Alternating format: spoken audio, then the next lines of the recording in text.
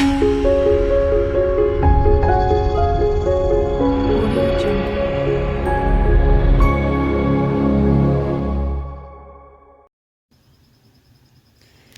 everyone. Okay, so in this series we're going to go over the houses. All right, I do want to point out a few things before we get into the houses. First, you need to know your zodiac signs. So if you haven't watched my videos in regards to the zodiac signs, I do advise you to do so that you can understand more of the meanings of the houses. Okay, so in astrology starts with their own zodiac calendar, and this would be Aries.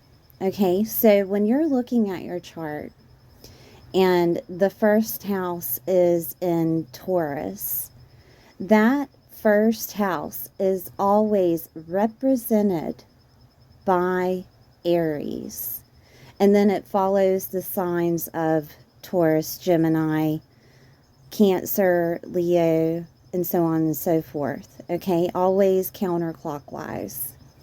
But I wanted to explain this to you so that you would understand that astrology seems difficult, but really it's only alchemizing the energies of the zodiac signs.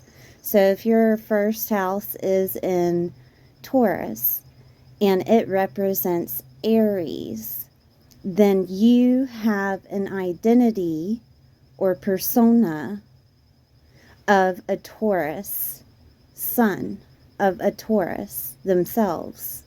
Okay, so I just wanted to point that out just in case it was confusing.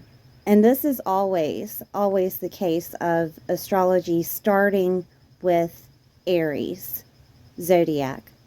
Always. Okay, when you're looking at a chart. Now, I'll get more in depth with all the houses, but I wanted you to see the layout of what the houses look like.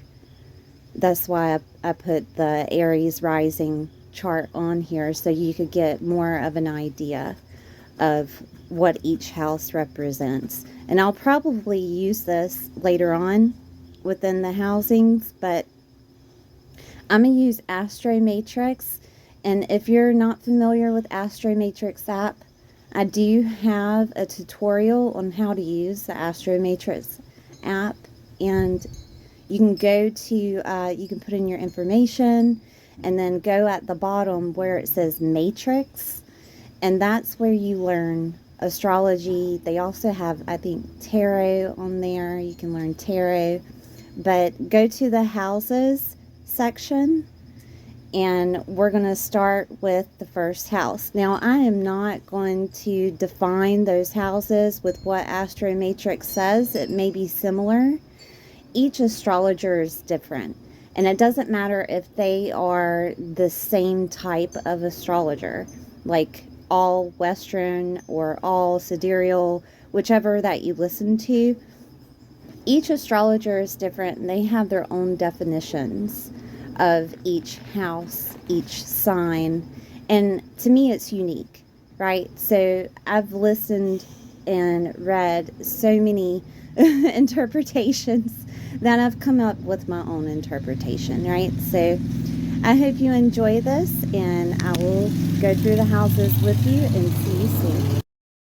The second house is ruled by Taurus in astrology. The ruler of Taurus is Venus. So the second house represents money, values, material things. Material things on a value scale, like if you're collecting something that's of value to you, such as coins or antiques or Barbie dolls or something of that nature. It also represents food and sensual things that you can eat, touch, smell, okay, sensual things. It represents income and the way that you spend your income. Okay, that is the second house.